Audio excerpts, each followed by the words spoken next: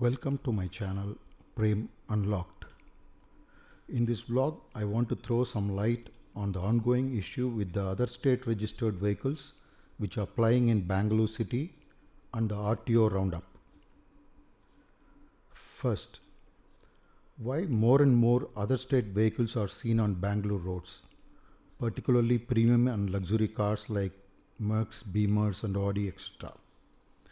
Because Delhi government banned 10 years old diesel cars being used inside Delhi. They announced this rule about 10 years back, if I'm not wrong. So what happened? Slowly all these diesel cars, which are 7-8 years old onwards, started to flood the used car market in Delhi. Particularly the premium and luxury cars were available at incredible prices. All the neighboring states, Haryana, Chandigarh, UP, Himachal, they were started buying these cars. Slowly, southern states like Tamil Nadu, Kerala, Karnataka and Andhra follow the suit. Particularly in Bengaluru, these cars are seen more because Silicon Valley of Asia, and particularly compared to the Bengaluru used car market and the Delhi used car market in this premium segment, the Delhi cars are about 25 to 40% cheaper than the Bengaluru market. Okay, now they all see the ads in OLX, biggest used car online portal in India, and they go and buy in Delhi, transport it to the home state, start using these cars happily. As per law, one has to pay the home state road tax for these vehicles and re-register to Karnataka with owner's name and address etc. But 70% of these cars are not re-registered and name transferred in Bangalore. Because of the premium cars, these taxes are quite heavy. It come into few lakhs. So Karnataka RTO revenue is under heavy loss because of these cars not paid the Karnataka road tax but being used in Karnataka. So once in few months, RTO Bangalore go on a spree and catch hold of these other state vehicles on the road with the help of police force also. When they calculate and say the approximate tax for these cars on the spot, most of the owners, that will be an unpleasant surprise because of the huge tax amount which they must pay to put their hands on their steering again. Otherwise, until then, the cars are impounded and under the RTO custody. Now, coming to the point.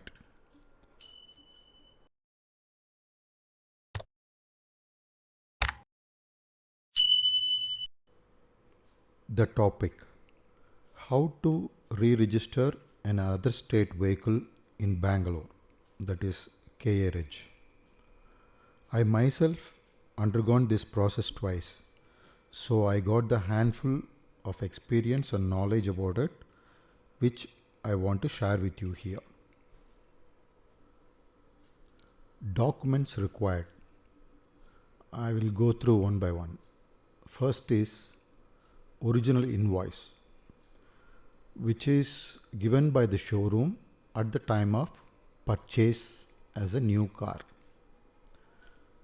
The original invoice amount calculated total is, one is the ex-showroom price, upon that the particular state road tax amount, insurance amount and cess. These all put together is called the value of the original invoice. This invoice is a key document because upon which only the Karnataka RTO will calculate the tax for the particular vehicle. Second one is NOC. no objection certificate from the home state or where the car is registered, that RTO will issue this NOC. The NOC has to be applied by the registered owner of the car. Suppose we are going and buying there in Delhi, so the owner of the car in Delhi, he has to apply in his RTO for this car requesting an NOC for a particular state. Example, you from Karnataka, from Bengaluru you are going, so he will get you an NOC to Karnataka. NOCs are taken or issued for a particular state. If you are very particular about your RTO, where you are going to register, where your house is in Bangalore, north, south or east or west, which RTO, if you tell them, they can take according to that RTO itself. Otherwise, generally they will issue to Karnataka. Wherever in Karnataka state that vehicle can be registered. That is the meaning. Generally, these NOCs are taken time. It will take about 1.5 months, 45 days to 3 months time to get the NOC after applying. Why? Because as soon as the NOC is applied, requested by the owner, the RTO will request individual district headquarters police asking for an NOC.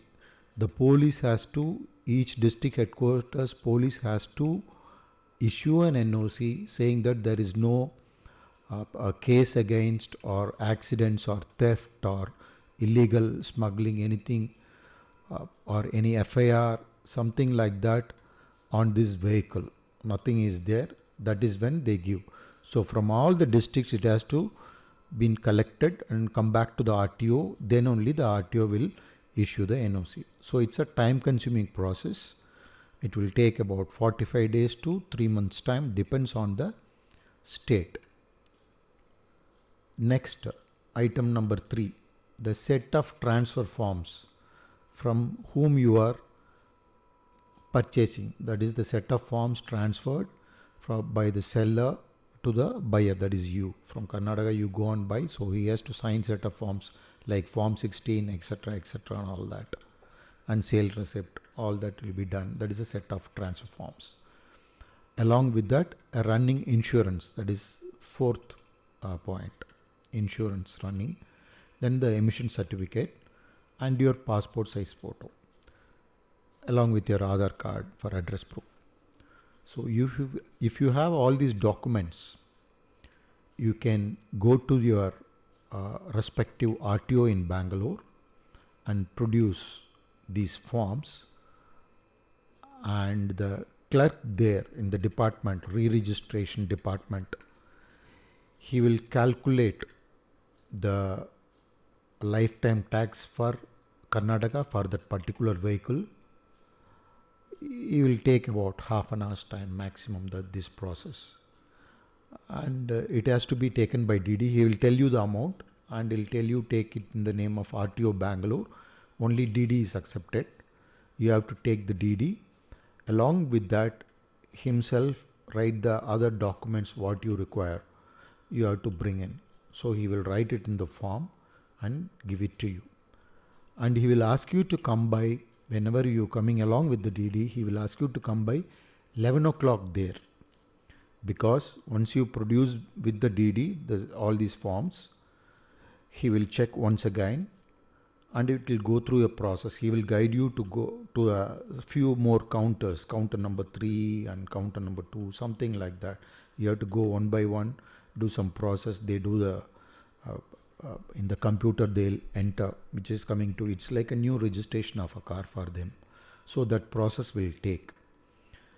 So after that, by 1 o'clock or something, they will ask you to go and wait at the FC queue. There will be every day there will be a queue for FC. There the 15-20-year-old cars are being come for FC fitness certificates, and these re-registered cars. So these are all on a queue there. The brake inspector will come and inspect your vehicle. And at this point, the vehicle has to be in the same color and paint as per the RC card. If the paint is changed or car is modified externally and all, they don't issue. It has to be like a showroom condition externally. Internally, you can change the upholstery and all that, they don't care. Along with that, they take the imprint of the chassis number in that form only. You have to take it by yourself, or there'll be people sitting there. They will, for 10-20 rupees, they will take it. Somewhere the chassis number will be underneath the car, somewhere where you cannot access. So they will take it and give it to you. Once the inspection is done, that is done. That is the end of the process. So within 45 days, you get the new RC with a new Karnataka registration number in your name and address. It will come to your house in a registered post. Now, I will take you through the tax process, how the tax is calculated here in Bangalore. The present slide shows you the tax on cars in Bangalore. This is for new cars, brand new cars, which cost less than 5 lakhs, 13% of the cost of the vehicle. There is 5 lakhs and 5 to 10 lakhs and 10 to 20 lakhs. These are all ex-showroom prices upon which the given percentage of tax is put for a brand new car. Okay, let's hold on to this now and we'll go to the next step. This is the tax calculation sheet. Here the invoice value, I told you the point number 1, the invoice, that value into percentage of depreciation, percentage of number of years, how many years the car is old, depends on that. There is a depreciation percentage given, different for both cars and bikes, which is I have given in the next slide. In the tabular column for both cars and bikes I have given. So according to that, how many years old, from 1 year old, 2 year old to up to 15 years, it's given clearly. So that much percentage has to be multiplied by the invoice value. You take that amount. For example, if it is a invoice value is 10 lakh rupees and it is a 4-5 years old or 6 years old vehicle, for example, there's a depreciation of 50% means 10 lakh into 50%, so 5 lakh rupees is the amount. On that 5 lakh rupees into lifetime tax for that particular vehicle. That is when the previous slide will come into play. That is when the previous slide come into play. Depends on the vehicle cost, how much is the vehicle actual value of the vehicle, 5 lakhs or 10 to 20 or 20 and above, depends on that. What is the new car, they put that percentage for tax, they apply here on that amount. So that is the value you have to pay, that is the tax. So here in the next few slides, you see the both for cars and bikes separate, depends on the how many years old. So what is the percentage you have to take for calculation, depreciation percentage. It's clearly given here for both cars and bikes from 2 years to 15 years, because lifetime tax in India is calculated for 15 years. After 15 years, every 5 years you have to do the extension or FC and all that. So hope you understood the process. If you have any doubts, please mention in the comment section. I'll definitely reply and help you out. Also, I want to mention one more thing. To do this thing, you no need to go to any agent or broker or something like that. It's a very clean and neat, simple process. You can go directly to the respective RTO and ask for it. And Karnataka RTO, I had both the times, I have done this twice as I told you. Both the times I had a very pleasant experience with them. Each and every rupee you spend there in a form of DD or paying for FC separate around 1,500 rupees inside the cash counter, you get receipt for all the amount you spend. Not even a single rupee extra you no need to pay. No one will ask you also. They are very helpful, and I am very glad to see a government office to operate like that. Like it's like a private. Once you go and see for yourself, you come to know that they work like a private MNCs or something like that.